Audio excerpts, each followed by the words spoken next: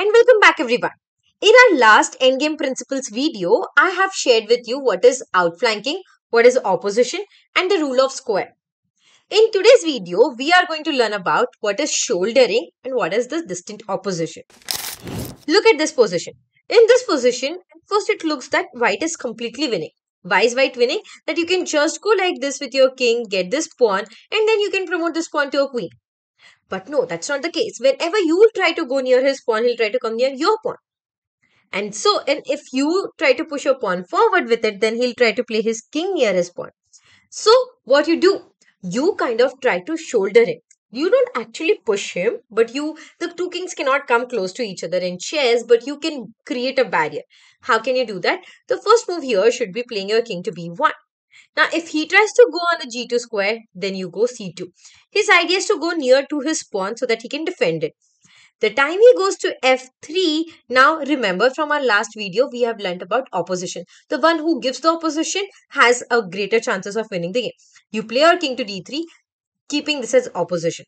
Now you have created a barrier so the king cannot go to e4. He may try to come to f4. Now you go d5, d4. If he goes f5, now you don't go and just capture this pawn. No, no, no. He will come and he'll get your pawn then. What you do instead is you play your king to d5. This is a better move then. If here he plays his king to f6, now also you don't try to go near this pawn. You first play your king to d6. If he plays it to f7, now you might think, okay, what am I doing? I can just go with my king to c7 and capture the pawn on b7. But still, this pawn is yours only. What we have to do, we have to just wait. Now you can start pushing your pawn to b4.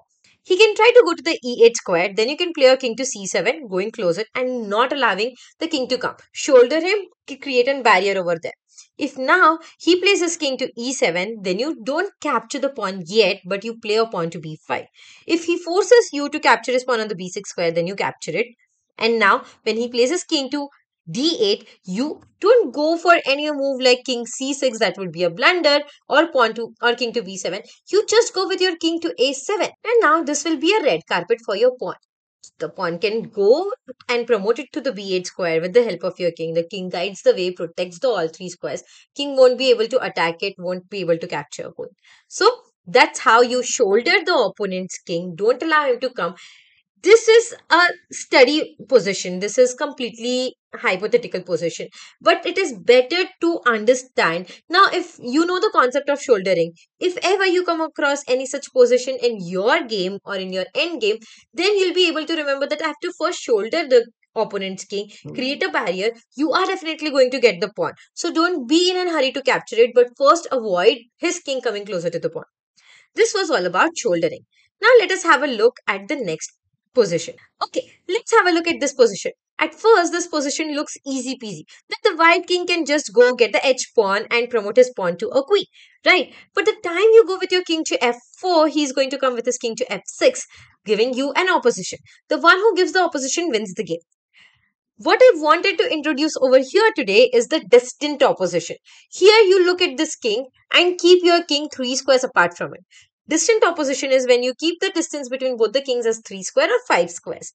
Always remember the squares should be odd in between. So you play your king to e3. King e3 is the right move. Now you have a great response to all of these moves. If the king goes anywhere to these yellow squares, then you can go to d4, e4, f4. If he goes to the side, you also have your answer ready. Let's say the king goes to the d6 square here, then you give an opposition, you go to d4. If he chooses to go to this side of the board, then you can just capture the pawn for free.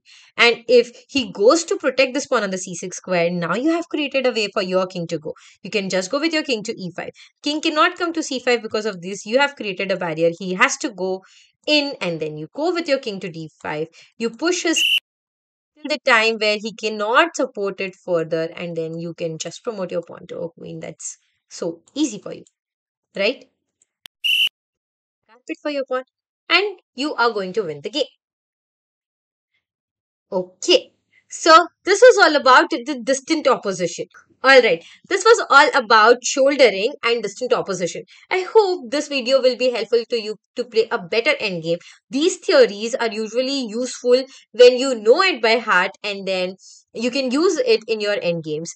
For more such amazing content, please hit the like button, subscribe to our channel and share with your chess friends. Thank you.